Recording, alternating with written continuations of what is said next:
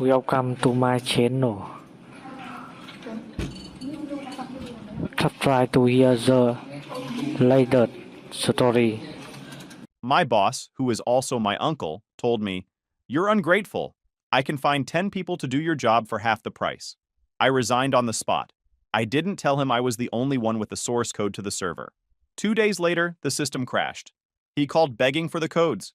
I said, "Consulting fee is $500 an hour, minimum 40 hours upfront." He paid. So here's the thing about family businesses. They're great until they're not. And when they're not, they're a special kind of nightmare that makes you question why humans even invented the concept of relatives. My name's Austin, I'm 32, and until 2 weeks ago, I worked for my uncle's wholesale automotive parts company. Not glamorous, not exciting, just a steady gig managing systems for a business that's been around since 1987. My uncle Greg started it selling brake pads out of a garage in Akron. Now it's got 43 people across 3 warehouses in Ohio, pulling in about $8.4 million annually. I'd been there for 9 years. Started right out of college when Uncle Greg called and said he needed someone who understood computers. Back then, they were using paper invoices and Excel sheets from 2003. They'd lost a $67,000 order because they told a customer they had parts in stock that they'd already sold. Greg never forgot it. I showed up January 2016 with a degree in information systems and zero real-world experience. Taught myself Python watching YouTube at 2 a.m. Built them a custom inventory management system from scratch over 8 months. The system went live November 2016. Within 3 months, order processing dropped from 4 hours to 11 minutes. Inventory accuracy went from 76% to 98.3%. The company saved roughly $340,000 that first year. Uncle Greg gave me a $3,000 bonus that December. "You saved this business," he said. Felt good. For a while. The system handled everything. Purchase orders, vendor relationships, shipping logistics, customer accounts, pricing algorithms, inventory tracking across all 3 locations, automated reordering, customer portal for 24/7 ordering, integration with FedEx, UPS, and freight companies. It worked. It scaled. When Greg opened the second warehouse in Toledo in 2018, I set up the integration. Third warehouse in Cincinnati opened 2020. Took me 4 days. I knew every quirk in that system. Every fragile integration, every bug. I'd built it piece by piece, crisis by crisis. Uncle Greg loved me for about 5 years. Called me his tech genius nephew at every family gathering. Thanksgiving 2018, he literally stood up and gave a toast about how I'd brought the company into the 21st century. My aunt cried. My mom looked proud. My dad asked if I was getting paid enough. I laughed and said probably not, but it was family, so it was fine. That should have been a warning sign. Around year 6, things started shifting. It was subtle at first. Greg stopped asking my opinion in meetings. Started CCing me on emails instead of addressing them to me directly. When I brought up issues with the system or suggested improvements, he'd say, "We'll look into that," and then never mention it again. Then came the raise conversation of 2021. I was making $52,000 at that point. Hadn't gotten a real raise since 2018. Cost of living had gone up. I was doing the work of 3 people. System administration, database management, user support, vendor integration, project planning. I'd taken exactly 4 vacation days in 5 years because I was the only one who could fix things when they broke. I put together a proposal, documented my responsibilities, compared my salary to industry standards for IT professionals with my experience level in Ohio, showed the monetary value I'd brought to the company, asked for $72,000. Greg read it in about 30 seconds. "That's not realistic right now," he said. "Business is tight. Maybe next year." Business pulled in $7.1 million that year. Greg bought himself a new Lexus 3 months later. Company Christmas party was at a country club. But sure, business was tight. I got a $3,000 raise, brought me to $55,000. I smiled and said thank you, because that's what you do when it's family. That's when Bradley came back. Bradley is Greg's only son, 2 years younger than me. We'd grown up seeing each other at family events, never close, but never enemies either. He went to business school at some private college in Michigan, graduated 2014, immediately jumped into real estate investment with money from Greg. That venture lasted 4 years and lost approximately $180,000. Bradley bought 3 condos in Columbus right before the 2018 market correction. Tried to flip them. Market tanked. He held on to them. bled money on mortgages and maintenance, finally sold them in 2021 at a combined loss that made Thanksgiving dinner super awkward. January 2022, Greg hired Bradley as operations consultant. Nobody knew what that meant, including Bradley. His first week, he walked around with a clipboard asking people questions like, "What's your daily efficiency metric?" and "How do we quantify your value added?" Jennifer told me he'd asked her to itemize her strategic contributions, and she just stared at him until he left. Bradley made $73,000 his first year, more than me. I'd been there 6 years, built the entire digital infrastructure, and my cousin who just bankrupted 3 condos was making $18,000 more than me. But it was fine. Family business. These things work themselves out, except they didn't. Bradley got promoted to operations manager after 6 months. Now he wasn't just asking annoying questions. He was making decisions. Bad ones. He tried to switch vendors to save $4,000 annually on packaging supplies. The new vendors' boxes were lower quality. We had 17 shipments arrive damaged in the first month, cost us $31,000 in replacements, and lost customer confidence. I had to rebuild the customer trust algorithms in the system to flag previous damaged shipments for extra care. Took me a week. He implemented a new efficiency tracking system that required employees to log every activity in 15-minute increments. Everyone hated it. Productivity dropped 23% in the first month because people spent more time logging activities than doing them. Greg finally shut it down after Frank threatened to quit. But the worst part? Bradley reported directly to Uncle Greg, and I reported to Bradley. Let that sink in for a second. The guy who built the entire operational backbone of the company, who'd saved them hundreds of thousands of dollars, who worked weekends and holidays and missed family events to keep things running. That guy now reported to someone whose greatest achievement was losing money on real estate. I brought this up exactly once. Greg's response: Bradley needs experience managing people. It's good for his development. Right. My career was now a training exercise for someone else's development. Fun. I kept my head down, did my job, maintained the system, handled the updates, fixed the bugs, documented everything Bradley screwed up but never said anything publicly because family drama wasn't worth it.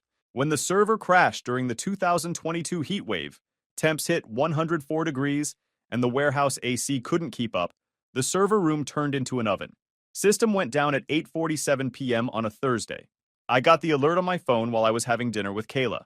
I just ordered my food. I wrapped the burger to go, drove to the warehouse, and spent the next 4 hours in a room that felt like Satan's armpit, rebuilding corrupted database tables, and restoring from backups while sweat dripped onto my keyboard. Got everything back online by 1:15 a.m. Next morning, Jennifer sent me a thank you email. Greg didn't mention it at all. Bradley sent me a message saying next time respond faster. The response time from alert to arrival was 11 minutes. I don't even know what faster would have meant. Teleportation? Then there was the vendor catalog disaster of March 2023. One of our major suppliers, they provide 34% of our inventory, decided to completely overhaul their entire product catalog system. New part numbers, new pricing structure, new API, new everything. They gave us 3 weeks' notice. That's not how software integration works. That's not how any of this works. But they didn't care. They had 1,200 other dealers nationwide. They weren't going to delay their rollout because Greg Parker's auto parts needed more time. I spent every evening for 3 weeks rebuilding the integration from scratch, mapping old part numbers to new ones, updating pricing algorithms, testing every possible failure point. Kayla barely saw me. I'd come home at midnight, eat whatever she'd left in the fridge, pass out, wake up at 6 a.m. and do it again. Launch day came. Our integration worked flawlessly. 3 other dealers in our region had to suspend operations for a week because their systems couldn't handle the transition. We didn't miss a single order. Greg's response? Good job keeping things running. Not, thank you for sacrificing 3 weeks of your life. Not, here's a bonus for saving us from a catastrophic business interruption. Just, good job. By year 8, I'd stopped expecting appreciation. I was there for the paycheck, which had grown to $58,000 after another painful negotiation in 2023, and because I'd built something I was proud of. Nobody understood the system like I did. The documentation existed, sure, but documentation only tells you what the code does, not why it does it that way, or what happens when edge cases occur. That knowledge lived in my head. Every complex system has quirks. Ours had dozens. The way the shipping calculator would sometimes round incorrectly for orders between $4,997 and $5,003 due to a floating point precision issue I'd never quite fixed. The way you had to restart the customer portal service every third Tuesday, or it would start throwing authentication errors. The way the inventory sync between warehouses would occasionally lock up if two users tried to transfer the same part at the exact same time, and you had to access the database directly to unlock the transaction. I'd built workarounds for all of it. I'd trained the staff on the quirks they needed to know. I maintained a private repository of fixes and patches and optimizations, and I'd done it all while earning less than the industry standard, reporting to someone unqualified to evaluate my work, and receiving zero recognition for keeping the entire operation running. Should have left years ago. But family guilt is a powerful drug. Last Monday morning started normal. I got to the warehouse at 7:45 a.m., made bad coffee in the break room Keurig that we'd been meaning to replace for 2 years, checked my emails. System alerts overnight, none. Error logs, clean. Database health, optimal. I was heating up leftover spaghetti around 11:30 a.m. when Uncle Greg walked in with Bradley. They were mid-conversation, completely focused on whatever they were discussing. Didn't even notice me standing by the microwave. Bradley was complaining about the system being outdated and how any decent programmer could rebuild it better in a month. Uncle Greg was nodding along like Bradley had just discovered gravity. The interface looks like it's from 2005, Bradley said. Customers are complaining it's not user-friendly. We'd had exactly 3 customer complaints about the interface in 7 years.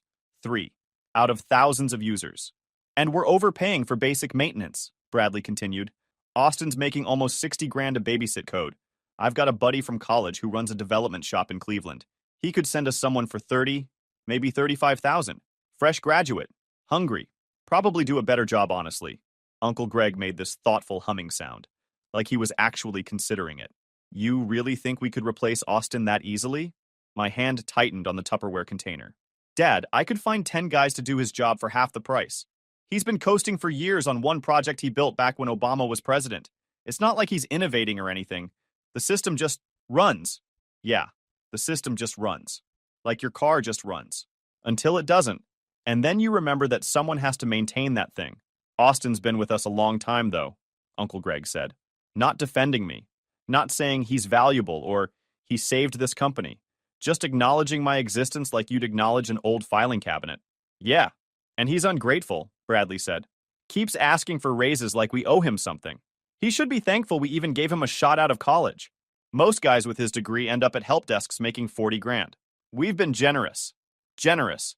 I'd saved them over $2 million in the time I'd been there, and they'd paid me a cumulative $483,000. That's not generosity. That's exploitation with a family discount. He's also got that attitude problem, Bradley added. Like he's smarter than everyone else. You've seen it. The way he explains things like we're idiots. I explain things clearly because half the staff barely knows how to attach a file to an email. That's not an attitude problem. That's necessary communication. Uncle Greg sighed. You're probably right. Family or not, this is a business. We can't make decisions based on sentiment. That's when I cleared my throat. They both spun around. Bradley's face went from complaining to dad mode to, oh no, we got caught mode in about half a second. His ears actually turned red. Uncle Greg just looked annoyed that I'd interrupted their little strategy session. Not embarrassed, not apologetic. Annoyed. Austin, Uncle Greg said slowly. Didn't see you there. Clearly. The microwave beeped. None of us moved. The hum of the ventilation system suddenly seemed really loud. Look, Uncle Greg said, trying to pivot into his manager voice. The one he used when he was about to say something he knew was wrong, but was going to say anyway. We were just discussing some operational changes. Nothing personal. Right. Nothing personal about calling me ungrateful and replaceable. Bradley recovered his composure, crossed his arms. Don't be sensitive, it's just business analysis. We're looking at cost structures across all departments. All departments? Or just me? You're not special, Austin, Bradley said. Everyone's under review. Really? Have you analyzed your own cost structure?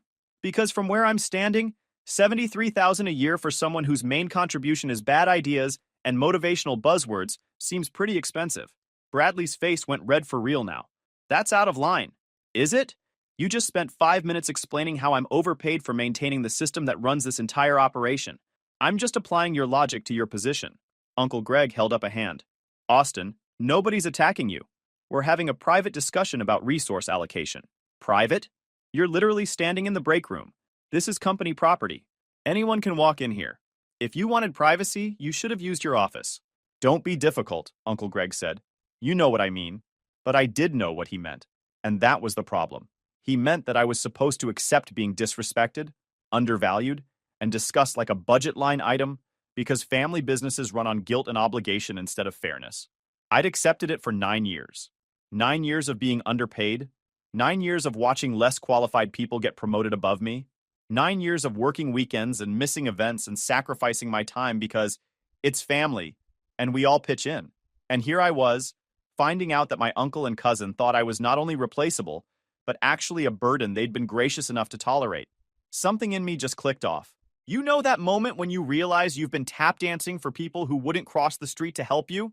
When you finally see that the relationship you thought was mutual was actually completely one-sided? That was my moment right there, holding lukewarm spaghetti in a break room that smelled like burnt coffee and broken dreams. You're absolutely right, I said. This is business. So here's my business decision. I quit. The silence that followed was almost beautiful. Uncle Greg blinked. What? I quit. Effective immediately. You want someone who can do my job for half the price? Go find them. Should be easy, right? 10 guys waiting in line? Bradley scoffed. Come on, don't be dramatic. Not dramatic, just done. I pulled my phone out, opened my email, and typed out a formal resignation letter. 2 sentences. Sent it to Uncle Greg, HR, and the compliance officer. There, official. You've got my resignation in writing. I'll drop off my keys and laptop tomorrow. Uncle Greg's expression shifted from annoyed to concerned. Austin, let's talk about this. You can't just quit on the spot. Actually, Ohio's an at-will state. I can quit whenever I want. Just like you can fire me whenever you want. I grabbed my spaghetti from the microwave. But hey, good news. You're about to save $58,000 a year. I walked out of that break room and straight to my desk. Packed up my stuff in a cardboard box I found near the printer. Personal photos. A coffee mug my girlfriend gave me. A stress ball shaped like a transmission gear. Took me 12 minutes. People were staring. Jennifer from accounting looked horrified. Ramon from shipping gave me this sad nod. Nobody said anything because nobody knew what to say. Uncle Greg appeared at my desk. Austin, come on. Let's go to my office and talk this through. Nothing to talk through. You made your position clear. I'm ungrateful and overpaid. Problem solved. I didn't say that. You nodded while Bradley said it. Same thing. He ran his hand through his hair, looking frustrated. Don't be childish about this. That's when I stopped packing and looked at him. Really looked at him. This man who'd given me my first job, who I'd worked weekends for, who I'd sacrificed relationships and sleep and sanity for. Childish is listening to your son trash talk me because he needs to feel important.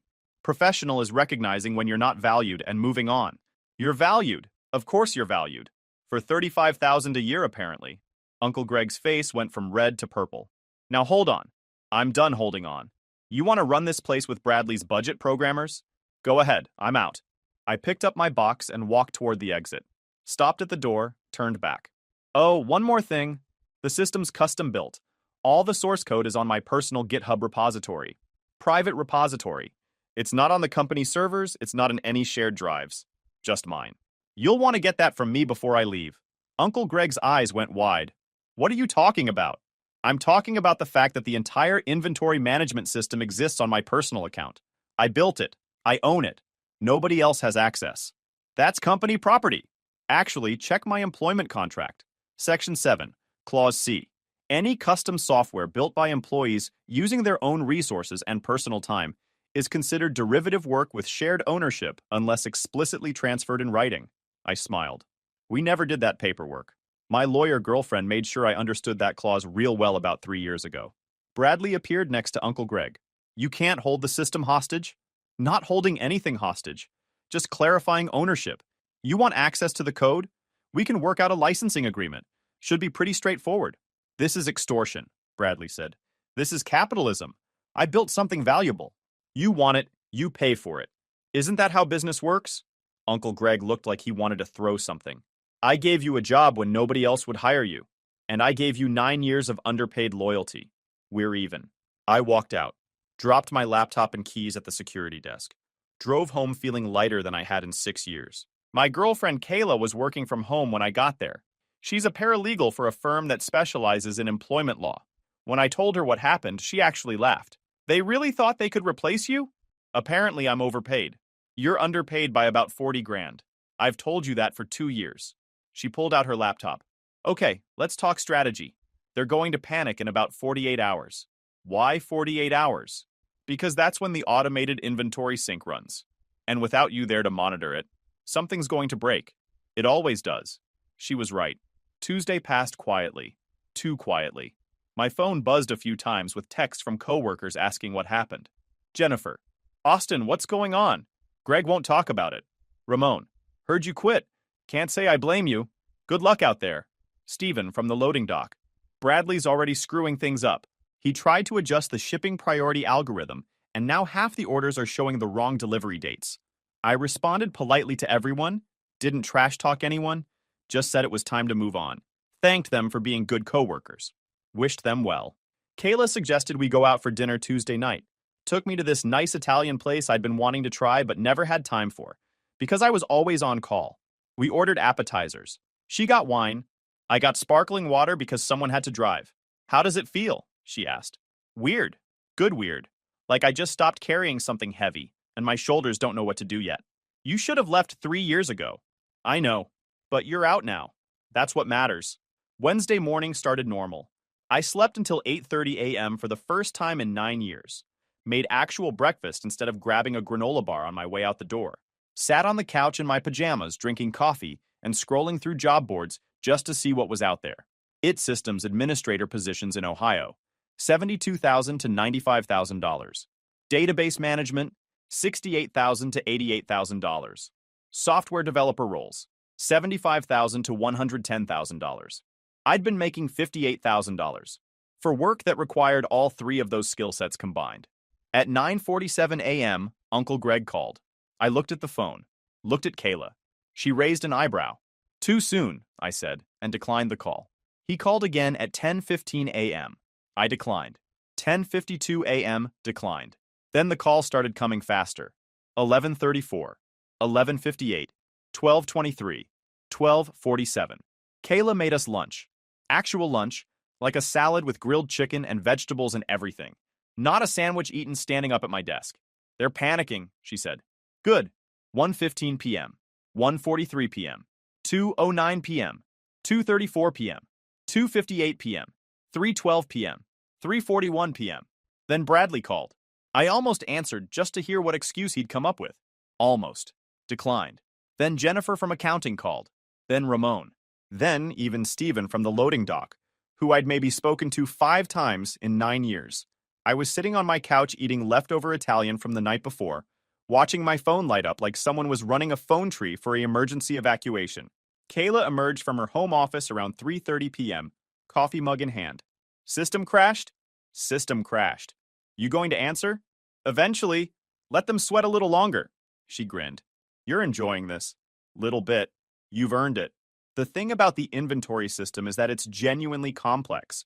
Not complex in a this is deliberately confusing way. Complex in a this is what happens when you integrate 8 years of business evolution into one coherent system way. 7 different integration points with vendor databases, each with their own API quirks and authentication requirements. 3 separate shipping company APIs that all handle data slightly differently. Custom pricing algorithms that adjust for bulk orders, seasonal demand fluctuations, regional market differences, customer loyalty tiers, and promotional periods. Automated reorder triggers that track usage patterns and predict inventory needs. Customer portal with real-time order tracking, invoice history, and account management. Multi-warehouse inventory sync that updates every few hours and handles transfer requests between locations. And it's got exactly 0 redundancy, because Uncle Greg didn't want to pay for cloud backup services or redundant servers. Why pay for 2 systems when one works fine? He'd said back in 2020 when I suggested it. I built that system to run smoothly. It was stable, reliable, but it was also held together by careful monitoring and regular maintenance that I performed.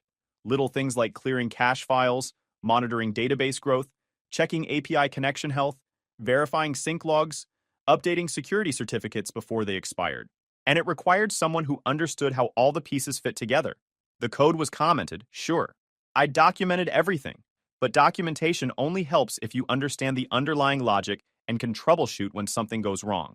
Without me there to monitor it, the Wednesday morning inventory sync hit a conflict. Probably Toledo and Cincinnati both tried to update the same part simultaneously. The system locked the transaction. Without manual intervention, it stayed locked. Other transactions started queuing behind it. Within an hour, the entire system ground to a halt. At least, that's what I figured happened. I'd seen it before, fixed it a dozen times.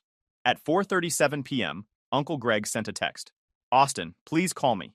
This is urgent. The system is down and we can't process orders." I texted back, "Sorry to hear that. Have you tried calling one of those 10 guys who can do my job for half the price?" 3 minutes later, "Don't be petty. We need your help." Me, "I'm not an employee anymore, but I'm available for consulting work." The phone rang immediately. I answered. "Austin, what the heck is going on?" Uncle Greg sounded panicked. "Everything's frozen. We can't pull up customer orders, can't track shipments, can't process new purchases. Bradley tried to restart the system, but now it won't even load." "Yeah, that happens when you force restart during a data sync.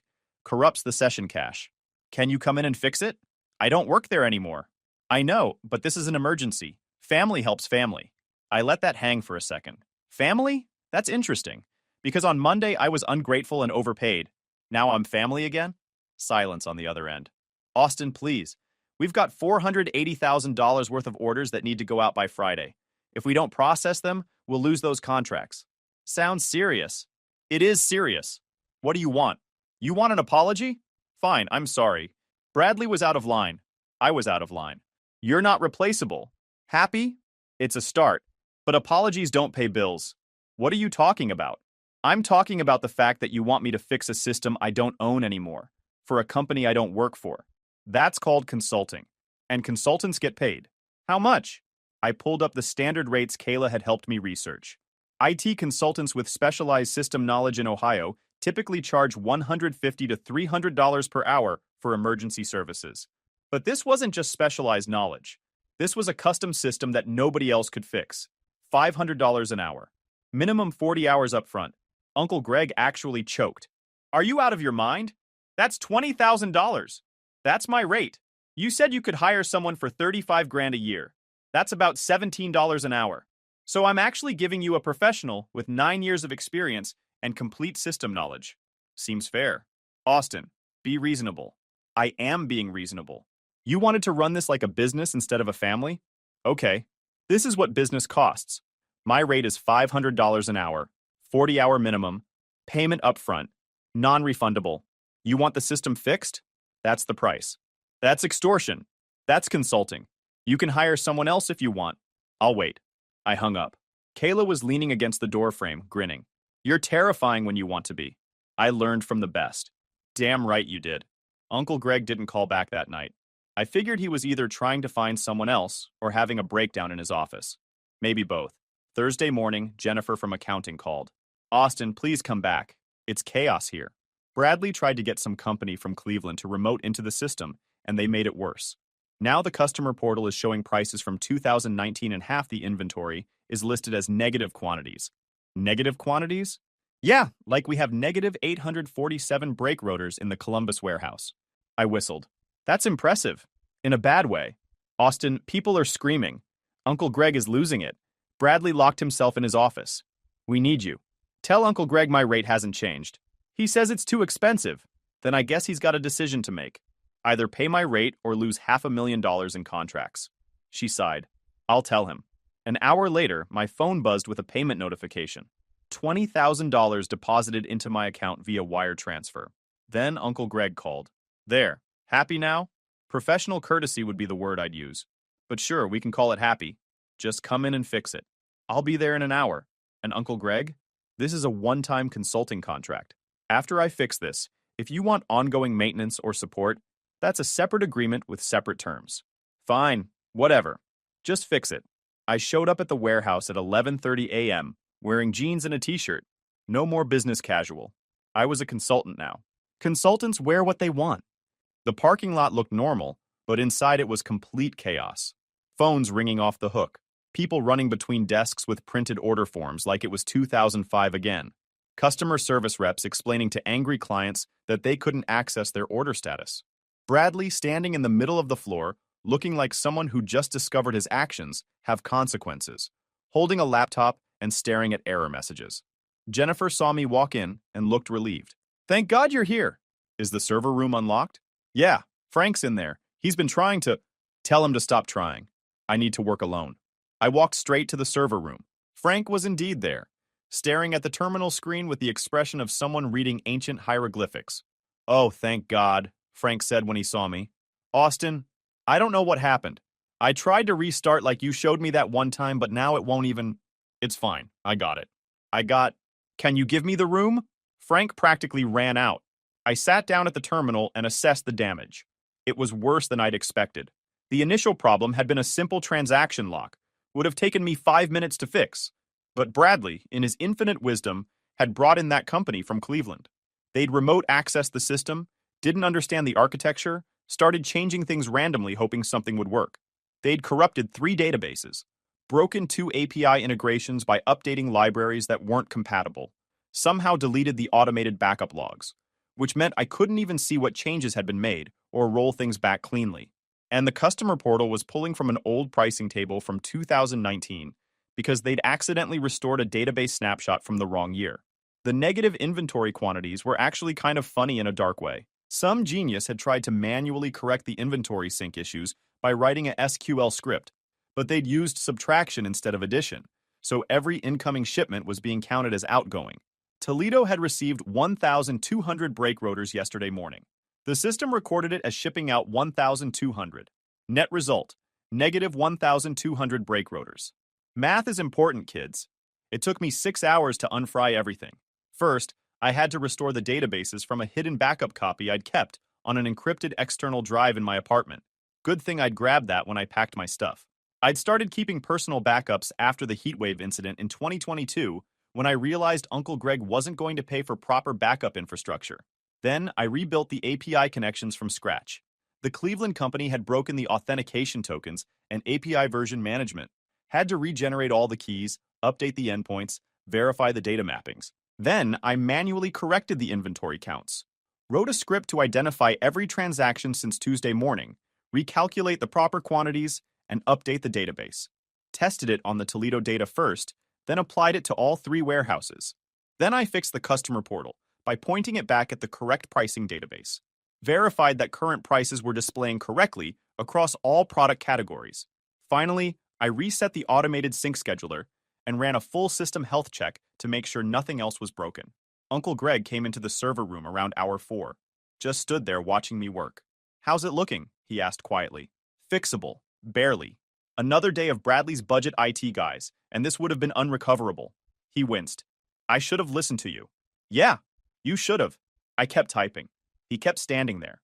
The silence was uncomfortable, which honestly felt appropriate. For what it's worth, I'm sorry. Bradley was in my ear about cutting costs, and I got convinced you were coasting. I was wrong. I stopped and looked at him. You know what the worst part is? It's not that you thought I was overpaid. It's that you let Bradley, who's never built anything in his life, convince you that I was replaceable. After 9 years. After everything I did for this place. I know. Do you? Because from where I'm sitting, you didn't value my work until you couldn't do it without me. Can we talk about you coming back? No. Austin, come on. We need you. I turned back to the screen. You had me, for 9 years, for $58,000 a year.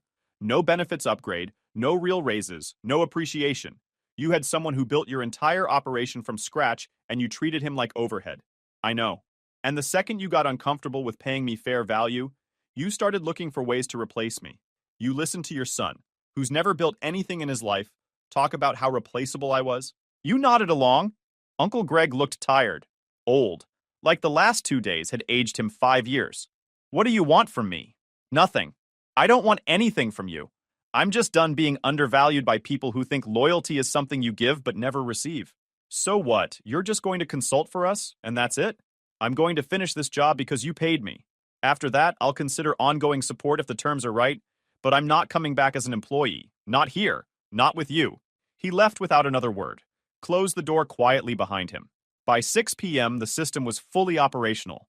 Orders processing, inventory synced, customer portal functioning. I documented everything in a 47-page manual that explained basic troubleshooting, system architecture, and emergency protocols. I found Uncle Greg in his office. It's done. System's running. I've left you documentation for basic maintenance. Anything beyond that, you'll need to call me. Thanks, he said quietly. Here's the invoice for the 40 hours. If you need additional support, I'll send you a formal consulting agreement.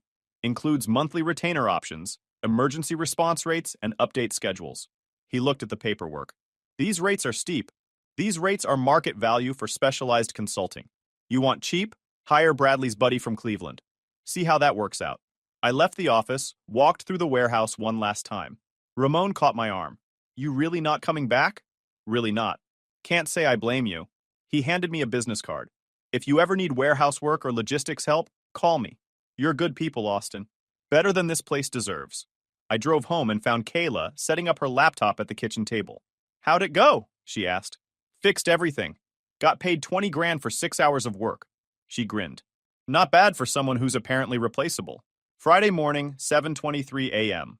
Uncle Greg called. Hey, quick question about the pricing algorithm. It's showing some weird numbers for... That'll require a service call. I'll send you my consulting agreement. Austin, it's just a quick question. Quick questions from clients cost $500 an hour, 1 hour minimum. Long pause.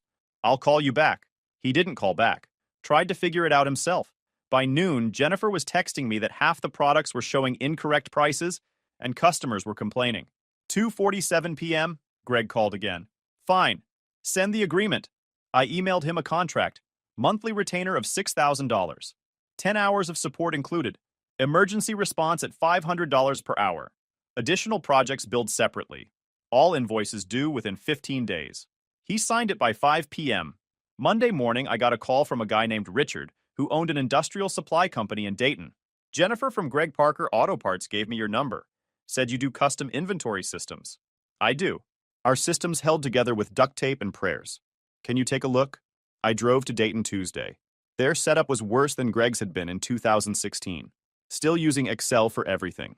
Lost a $95,000 order the previous month because they didn't know they were out of stock. Built them a scaled-down version of what I'd built for Greg. Took 3 weeks. Charged them $18,000. They were thrilled. Richard told his brother, who owned a commercial plumbing supply company. That job paid $22,000. The brother told someone at a trade association meeting. Got 2 more clients by the end of month 2. Meanwhile, back at Greg's warehouse, things were falling apart again. Week 3 after the repair, the shipping integration broke. Bradley had apparently tried to optimize something. Greg called me at 6 p.m. on a Thursday. The UPS integration isn't working. Can you fix it tonight? Emergency rate is $500 an hour. 3-hour minimum. That's $1,500 for one fix. That's what happens when you call after hours. You want it fixed or not? He paid. I fixed it remotely in 45 minutes. Billed him for 3 hours anyway. Minimum is a minimum. Week 5, Bradley left. Not fired, technically. Greg sat him down and explained that operations manager wasn't working out. Offered him a position as warehouse associate at $38,000 a year. Bradley quit on the spot. Uncle Greg called me that night. Bradley's gone. I'm going to need more support going forward. Going to cost you. I know. I raised the retainer to $8,500 per month in the new contract. He signed it without arguing. 2 months in, I was pulling in $14,000 a month between Greg's retainer and my other clients. More than double my old salary. Working maybe 25 hours a week from home. 3 months in, Jennifer called. Not about work. Personal call. Steven from the loading dock wants to quit. He asked if you're hiring. I'm a solo consultant. He figured. Just thought I'd ask. Greg cut everyone's hours to 32 per week to avoid paying benefits. People are looking for exits. I thought about it. Tell Steven to call me. I might have some warehouse contacts who are hiring. Called Ramon, who'd left Greg's place the previous month to start his own freight logistics business. Ramon hired Steven within a week. 4 months in, Greg needed a major system upgrade. One of his vendors was switching platforms again, and the integration needed a complete rebuild. How much? Greg asked. Project bid is $35,000. Takes about 6 weeks. That's insane. That's market rate. You want it, or should I give you the number for Bradley's buddy in Cleveland? He paid. If you enjoyed this video, please hit that subscribe button. It really helps the channel and help us bring you more and better stories. Thanks.